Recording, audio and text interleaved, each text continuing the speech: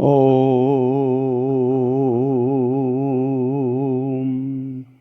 गुरुर्ब्रह्मा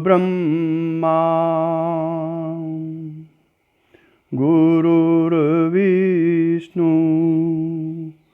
गुरुर्देवो महेश्वरा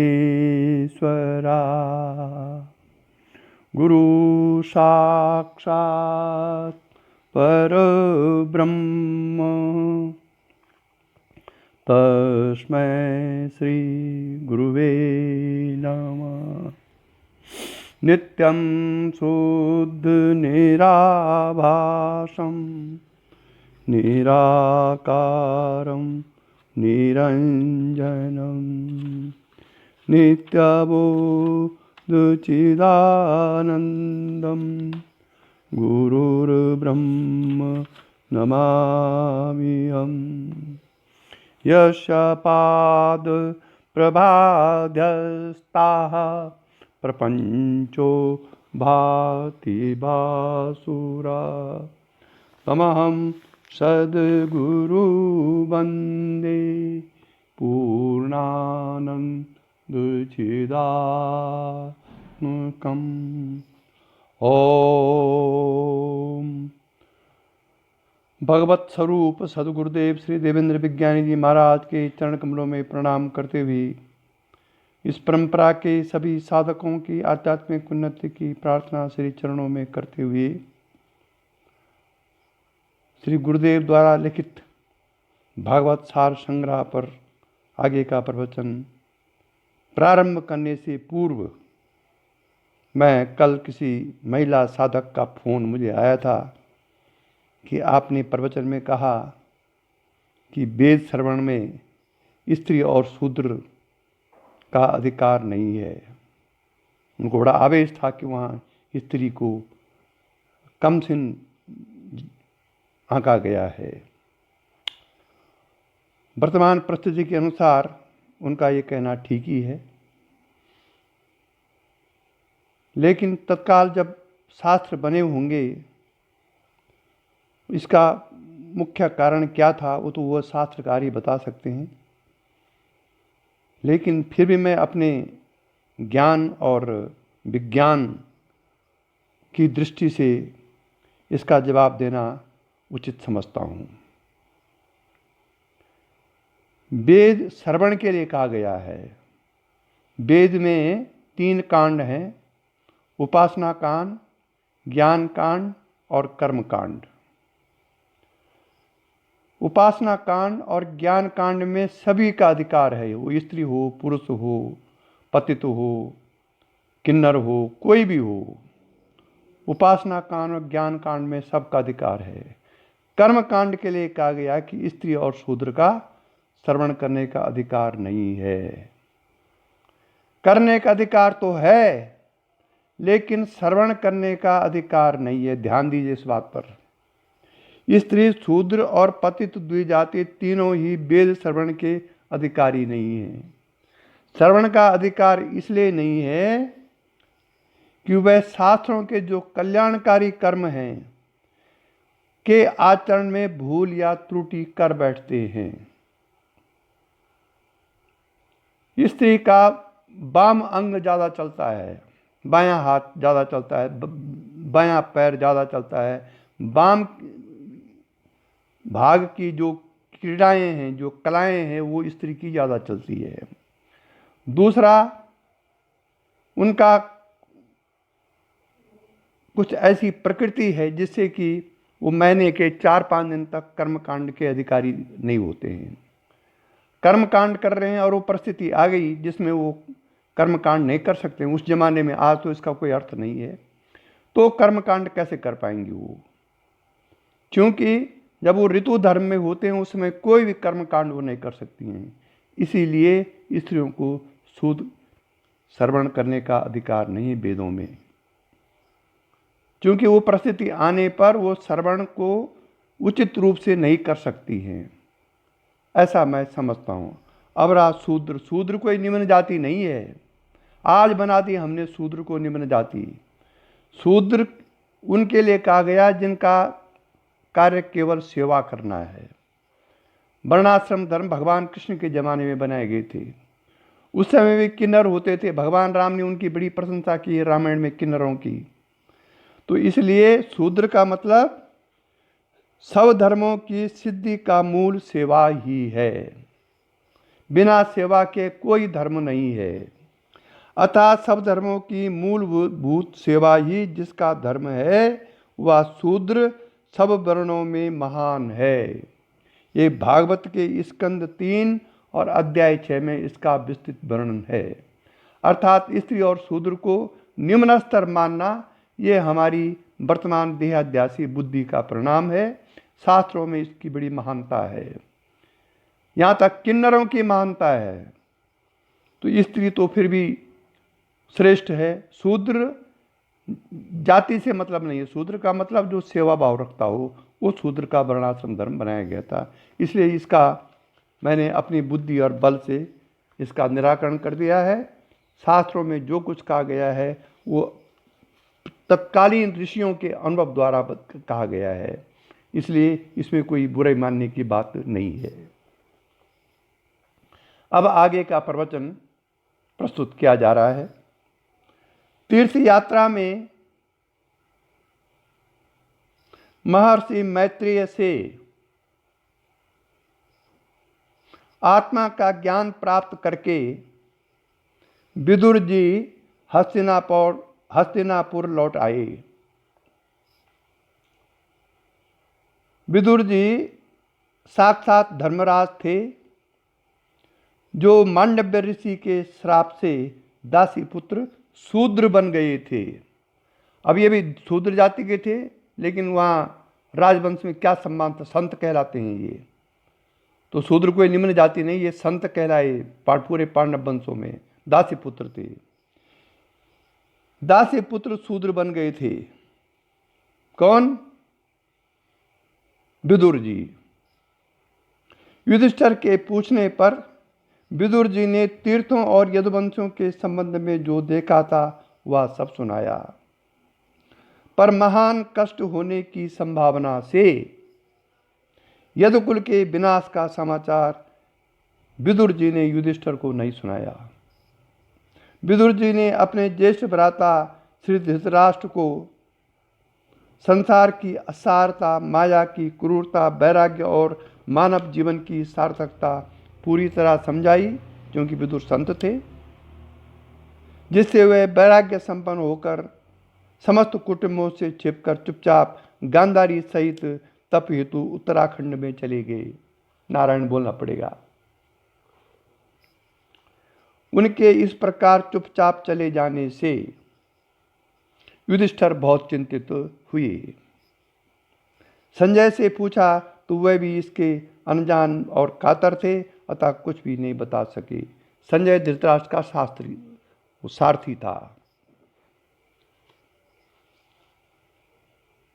इसी समय तभी तंबरु सहित ब्रह्मर्षि नारद वहां आ पहुंचे। स्वागत पूजा अर्चना के पश्चात युधिष्ठिर ने नारद जी से ज्येष्ठ पिता धृतराष्ट्र और माता गांधारी के बारे में पूछा। ब्रह्मर्षि तो त्रिकालदर्शी थे। उन्होंने युधिष्ठिर को समझाया, सारा जगत ईश्वर के वश में है। सभी उसी की आज्ञानुसार मिलते बिछुड़ते रहते हैं। रस्सी के नत्थे बंधे रहकर स्वामी को भार ढोने वाले बैल की भांति मनुष्य भी वर्णाश्रम आदि अनेकानेक नामों से वेद शास्त्र रूपी रस्सी में बंधकर अनेकानेक नामों से वेद शास्त्र रूपी रस्सी में बंधकर ईश्वर की आज्ञानुसार नाचते रहते हैं। ये नारद जी समझा रहे हैं युधिष्ठिर को। तुम प्राणियों को जीव रूप में नित्य मानो या देह रूप से अनित्य मानो। प्राणियों को जीव रूप में नित्य मानो या देह रूप से अनित्य मानो, अर्थात जड़ रूप से अनित्य मानो या चेतन रूप से नित्य मानो, अथवा शुद्ध ब्रह्म रूप से नित्य अनित्य कुछ भी न मानो। मोहजन्य आसक्ति के अतिरिक्त अन्य किसी भी अवस्था में वह शोक करने योग्य नहीं है। श्रीमन नारायण। 5 भौतिक शरीर काल, कर्म और गुणों के बस में हैं।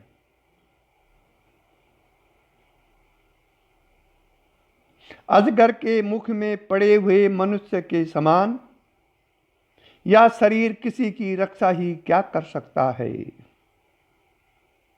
बिना हाथ वाले हाथ वालों के, बिना पैर वाले तृण आदि पैर वालों के, और छोटे जीव बड़े जीवों के भोजन हैं। इस प्रकार एक जीव दूसरे जीव के जीवन का कारण हो रहा है। इन सभी के अंदर और बाहर वही एक स्वयं प्रकाश आत्माओं के आत्मा श्री भगवान ही माया के द्वारा अनेकों प्रकार से अनेकों नाम और रूपों में प्रकट हो रहे हैं। तुम सब में केवल उन्हीं को देखो। देखिए, इस संसार में केवल 7 चीजें हैं। सत्य, चित्त, आनंद, नाम, रूप। 5 तो ये हो गए। अब नाम रूप में, नाम में और रूप में जो चिदाभास चमक रहा है वो 7 वो हो गए। 2 वो हो गए। नाम में एक चिदाभास और रूप में एक चिदाभास। नाम रूप में चिदाभास, उसके बाद 6वां चेतन। सत्य चित्त आनंद का, चेतन का गुण है सत्य चित्त आनंद। संसार का गुण है नाम रूप और चिदाभास। नारायण बोलना पड़ेगा। तो साधना द्वारा हमको नाम रूप मिटा करके, चिदाभास को मिटा करके सच्चित आनंद में आना है, और अंत में सच्चित आनंद को भी हटा करके आत्मा में स्थिर, परमात्मा में स्थिर होना है। सच्चित आनंद परमात्मा नहीं है, सच्चित आनंद आत्मा नहीं है, ये इसके लक्षण हैं। सच्चित आनंद आत्मा या परमात्मा के लक्षण हैं।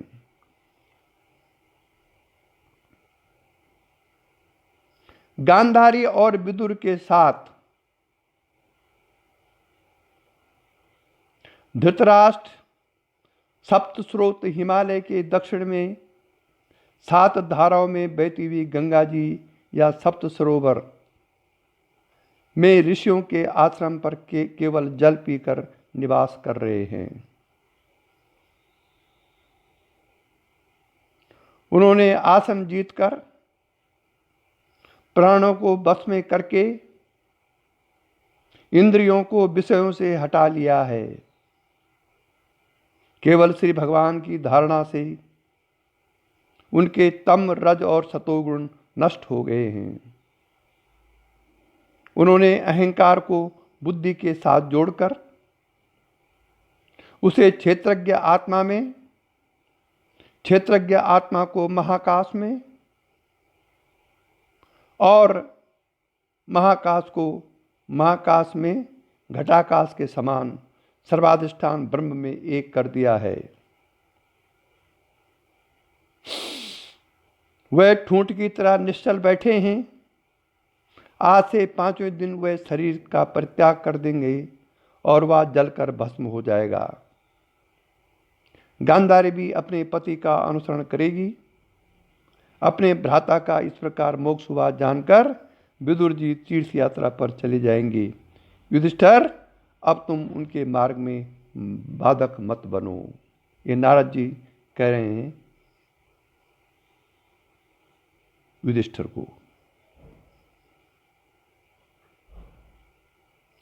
युधिष्ठिर ने अर्जुन को यदुवंशियों की संपूर्ण कुशल समाचार जानने द्वारका भेजा था, जो बड़े ही दुखी मन और म्लान मुख से लौटे थे।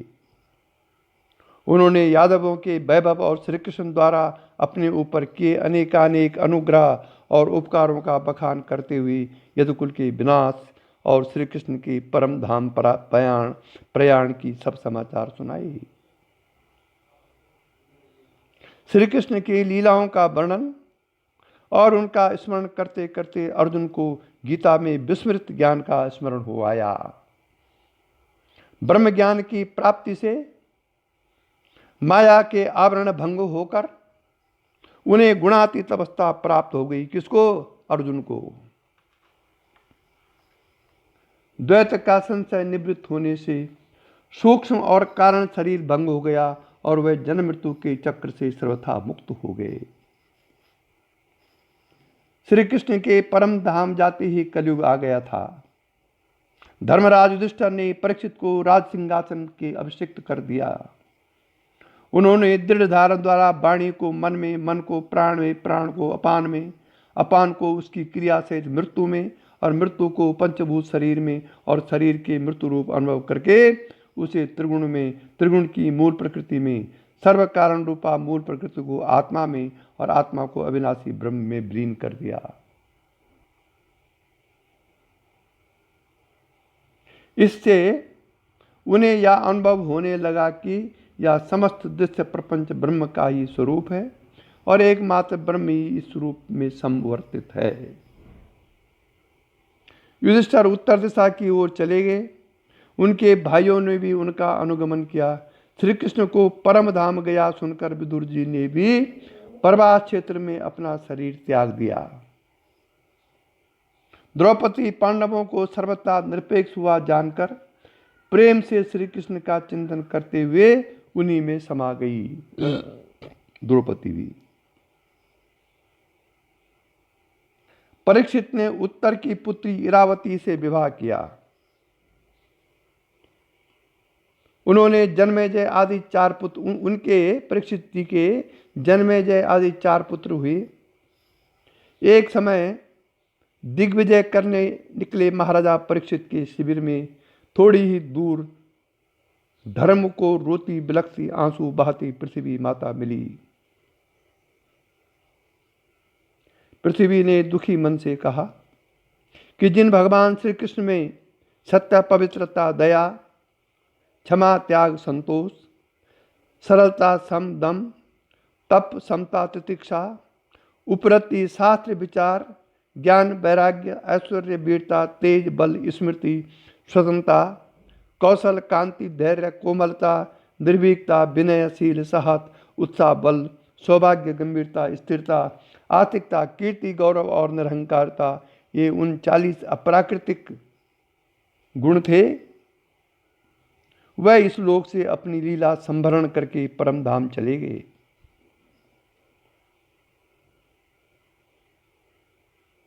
ये पृथ्वी माता ने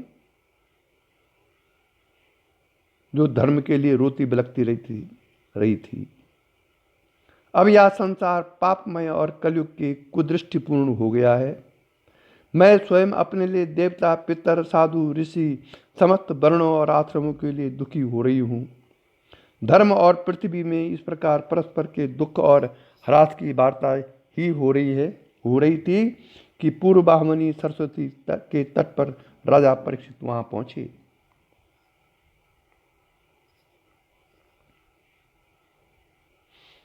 ओम। परीक्षित ने देखा कि एक राजभेषधारी शूद्र अनाथों के समान एक गाय बैल के जोड़े को डंडे से निर्ममता पूर्वक पीटता जा रहा है। भयभीत गाय बैल आंसू बहाते, लंगड़ाते और गोबर मूत्र निकालते जा रहे हैं। यह देखकर परीक्षित ने धनुष बाण चढ़ाकर उस राजा बने शूद्र को ललकारा। निरपराध पर प्रहार करने वाला तू कौन है? जो निरपराधों को सताता है मैं उसकी भुजाएं काट डालूंगा, फिर चाहे वह कोई देवता ही क्यों न हो। परीक्षित ने लंगड़ाते वृषभ रूप धर्म और आंसू बहाती गाय रूपी पृथ्वी को निर्भय होने का आश्वासन दिया और उस दुष्ट को दंड देने का विश्वास दिलाते हुए उनकी इस दुर्दशा का कारण पूछा। धर्म ने बतलाया, वृषभ रूप जो धर्म था, धर्म ने बतलाया कि आपके पूर्वजों ने अपनी श्रद्धा, भक्ति, सेवा से श्री कृष्ण भगवान की भी अपना मित्र, संरक्षक और सारथी तथा दूत तक बना लिया था। अतः आपका कथन सर्वथा सत्य ही है। शास्त्रों के विभिन्न वचनों से मोहित हुए हम लोग उस पुरुष को नहीं जानते जिसे समस्त क्लेशों के कारण उत्पन्न होते हैं।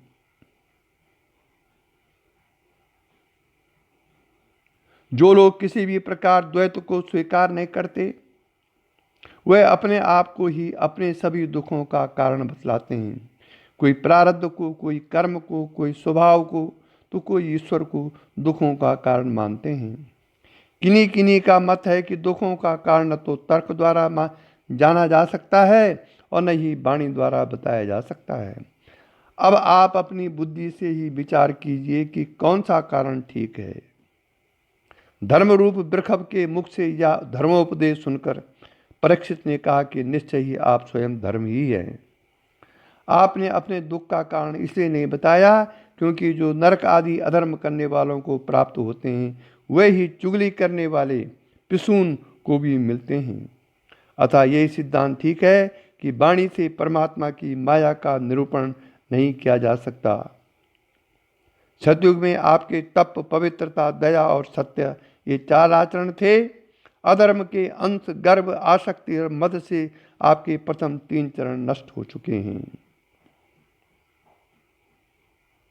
केवल 1 चरण सत्य ही बचा हुआ है। मैं इसके मूल कारण कलयुग को मार डालूंगा। परीक्षित ने कलयुग को मारने के लिए तलवार उठाई तो उसने झटपट अपने राज चिन्ह उतार डाले और भयातुर होकर उनके चरणों में गिर गया। शरणागत हो चरणों में पड़े कलयुग को अभयदान देते हुए राजा ने उससे कहा कि तू अधर्म का सहायक है, अतः मेरे राज्य में नहीं रह सकता। राजाओं के शरीर में तेरे रहने से लोभ, झूठ, चोरी, दुष्टता, स्वधर्म त्याग, दरिद्रता, कपट, कला और दम आदि बढ़ रहे हैं। इस ब्रह्मावर्त में अब तू एक क्षण के लिए भी न ठहर, तुरंत यहाँ से चला जा।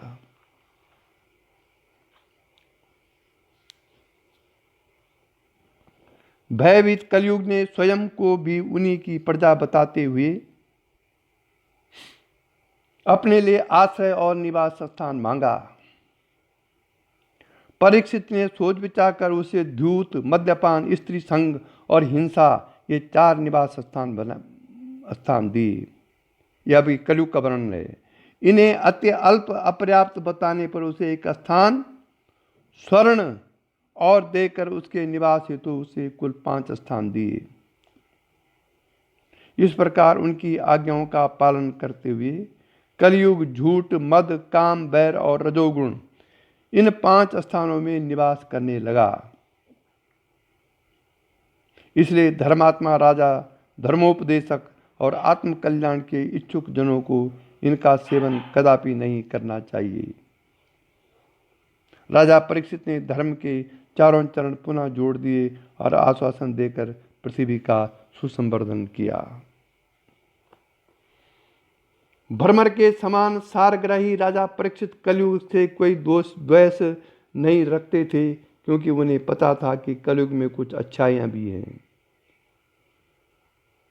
एक महान गुण तो यही है कि इसमें पुण्य शुभ कर्म तो संकल्प मात्र से ही फल दे देते हैं, परंतु अशुभ पाप कर्म का फल शरीर से भी कर लेने के बाद ही मिलता है। दूसरा यह है कि प्रमादी असावधान मनुष्य को ही अपने बस में करता है और भेड़े के समान अज्ञानी बालकों के लिए शूरवीर है ये कलयुग। धीरवीर पुरुषों के लिए बड़ा ही भीरू है। श्री सूर्य ने बताया कि विलोम जाति में पैदा होने पर भी महात्माओं की सेवा और सत्संग करने से ही मेरा जन्म सफल हो गया है। फिर उन लोगों का तो कहना ही क्या जो सत्पुरुषों की एकमात्र आश्रय श्री भगवान का भक्तिपूर्ण गुणगान करते हैं। भगवान की शक्ति अनंत है, वह स्वयं अनंत हैं। वास्तव में उनके गुणों की अनंतता का कारण ही उन्हें अनंत कहा गया है। जैसे पक्षी अपनी शक्ति के अनुसार ही आकाश में उड़ते हैं, वैसे ही अपनी अपनी बुद्धि के अनुसार विद्वान लोग श्री कृष्ण की लीलाओं और रूपों का वर्णन करते हैं।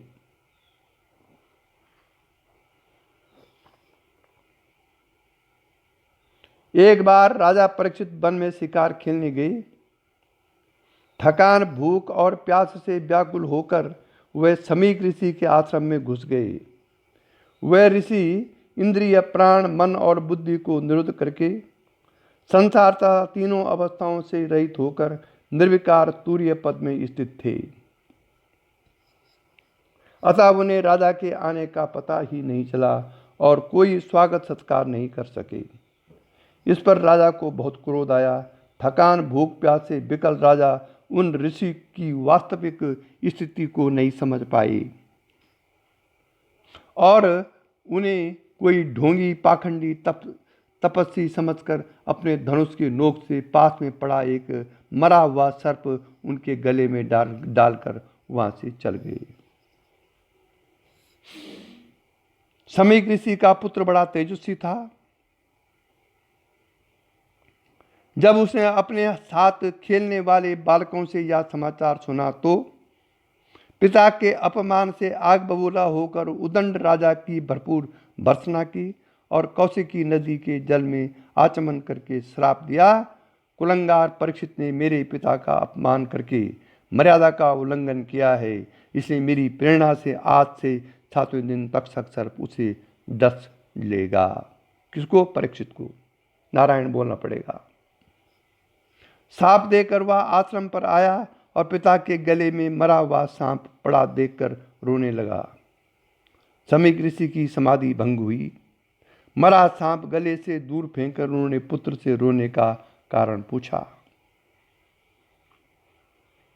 बालक ने सब वृत्तांत और साप देने की बात कह सुनाई, जिसे सुनकर समीक ऋषि ने अपने पुत्र को बहुत डांटा और भगवत स्वरूप राजा को साप देने के लिए उसकी भारी भर्त्सना करते हुए राजा की अनिवार्यता, महत्ता, ईश्वर रूप राजा के अभाव में पर्दा, देश की अराजकता तथा दुरावस्था का विस्तृत वर्णन करते हुए तुझे भगवत स्वरूप राजा को साधारण मनुष्य के समान नहीं समझना चाहिए, क्योंकि राजा के दुस्साह तेज से संरक्षित और निर्भय रहकर ही प्रजा अपना कल्याण संपादन करती है। जिस समय राजा का रूप धारण करके भगवान पृथ्वी पर दिखाई नहीं देंगे, उस समय आरक्षित भेड़ों के समान प्रजा का शीघ्र विनाश हो जाएगा। राजा के न रहने पर चोर, डाकू, दुष्ट, अत्याचारी, पशु, स्त्री, धन संपत्ति आदि लूट लेते हैं। मनुष्यों का वैदिक आर्य धर्म लुप्त होता जाता है और वे लोभी, कामी होकर बंदरों, कुत्तों के समान वर्णशंकर हो जाते हैं। उन्हें अपने अपमान का तो कोई ध्यान ही नहीं था। वे राजर्षि परीक्षित को दिए शाप से दुखी थे। उन्होंने अपने पुत्र के इस महान अपराध के लिए परमात्मा से उसे क्षमा करने की प्रार्थना की और शाप का समाचार राजा को भिजवा दिया। ऐसे होते हैं सत्पुरुष, संत, महात्मा। राजधानी में पहुंचने पर राजा को अपने इस निंदनीय कार्य के लिए घोर पश्चाताप हुआ। वह उसके प्रायश्चित के लिए किसी घोर दंड की कल्पना और कामना कर ही रहे थे कि उन्हें समाचार मिला कि ऋषि पुत्र के साप से तक्षक उन्हें डसेगा। प्रायश्चित रूप यह साप उन्हें बहुत भला लगा। किसको? परीक्षित को। अपना अंत समय सन्निकट जानकर उन्होंने अपने पुत्र जन्मेजय को राजगद्दी सौंप दी। परीक्षित को 7 दिन में ही मोक्ष हुआ था। जब ये प्रश्न है कि अगर किसी को अपनी मृत्यु का पता चल जाए तो उसी समय से मोक्ष की यदि वो कोशिश करता है, मोक्ष के लिए साधन करता है, तो उसको मोक्ष मिल सकता है। उसका उदाहरण है ये। राजा परीक्षित भगवान श्री कृष्ण के चरण कमलों में ध्यान चिंतन को ही सब कुछ मानकर आमरण अनशन के विचार से समस्त आसक्तियों का परित्याग और मुनिव्रत धारण करके श्री गंगा जी के तट पर भगवान श्री कृष्ण का ध्यान करने लगे। उनके आमरण अनशन का समाचार सुनकर देवगण आकाश में सुमन वर्षा करने लगे। उसी समय त्रिलोकी को पवित्र करने वाले अत्रि, वशिष्ठ, च्यमन, सरद्वान, अर्षनेमी, भृगु, अंगिरा, पाराशर, विश्वामित्र, परशुराम, उतथ्य, देवल, इंद्रप्रमद, इग्मवाह, मेघातिथि, अर्षि, सेन, भारद्वाज, गौतम, पिपलाद, मैत्रेय, औरव, कवस, अगस्त्य, भगवान व्यास, नारद, इनके अतिरिक्त अन्य सभी श्रेष्ठ देवर्षि, ब्रह्मर्षि और राजर्षियों की भी वहाँ आगमन हुआ। परीक्षित तो बड़ा धार्मिक राजा था। उसी समय अवधूत वेशधारी 16 वर्षीय आत्मनिष्ठ व्यासनंदन श्री सुखदेव जी भी वहां प्रकट हो गए। राजर्षि परीक्षित ने सभी समागत समता सत्यनिष्ठ ज्ञाननिष्ठ ऋषि मुनियों का स्वागत पूजन अर्चन वंदन किया और उनके दर्शनों से अपने को सौभाग्य की भूरी भूरी सराहना की। परीक्षित ने मधुर वाणी में सविनय पूछा कि सबके लिए सब अवस्थाओं में और विशेषता थोड़ी समय में मरने वाले पुरुषों के लिए विशुद्ध कर्म कौन सा है? जो पुरुष मरणासन है उसको क्या करना चाहिए? मनुष्य मात्र को क्या करना चाहिए? उसे किसका श्रवण भजन जप स्मरण और किसका त्याग करना चाहिए? ये परीक्षित ने उन ब्रह्मर्षियों से पूछा प्रश्न। यहाँ असली में राजा परीक्षित ने उन ऋषियों ब्राह्मणों से 2 प्रश्न किए। पहला प्रश्न था कि जीव को सदा सर्वथा क्या करना चाहिए, और दूसरा प्रश्न था कि जो थोड़े समय में ही मरने वाले हैं उनका क्या कर्तव्य है। श्री सुखदेव जी ने द्वितीय स्कंद से लेकर 12 स्कंद पर्यंत इन्हीं 2 प्रश्नों का सांगोपांग विस्तृत उत्तर दिया। अब ये द्वितीय स्कंद से और 12 स्कंद तक इन 2 प्रश्नों का उत्तर दिया गया है महाभारत में। इस प्रकार से प्रथम स्कंद समाप्त हुआ। अब फिर दोबारा द्वितीय स्कंद पर प्रवचन होगा। इसी के साथ आज के प्रवचन समाप्त हुए। यही दिव्य दृष्टि हमें दीजिए भगवान, हो कर्ण कर्ण में निस दिन तुम्हारे दर्शन। लखूं नित्य सर्वत्र मूर्ति तुम्हारी, सुनो जड़ जगत से कीर्ति तुम्हारी। यही दिव्य दृष्टि हमें दीजिए भगवान, ओ कर्ण कर्ण में निस दिन तुम्हारे ही दर्शन। प्रलय हो ये संसार और सृष्टि सारी, न बिचले कभी बुद्धि निश्चल हमारी। यही दिव्य दृष्टि हमें दीजिए भगवान, ओ कर्ण कर्ण में निस दिन तुम्हारे ही दर्शन। तेरी शुभ सत्ता बिना हे प्रभु मंगल मूल, पत्ता तक हिलता नहीं, खिलता नहीं है फूल। रोम रोम में तुम रमे फिर क्या रहा बिछो, लेकिन तुम मिलते नहीं एक ऐसा संयोग। ओम असतो मां सद्गमया, तमसो मां ज्योतिर्गमया, मृत्योर्मा अमृतं गमया। ओम शांति शांति शांति।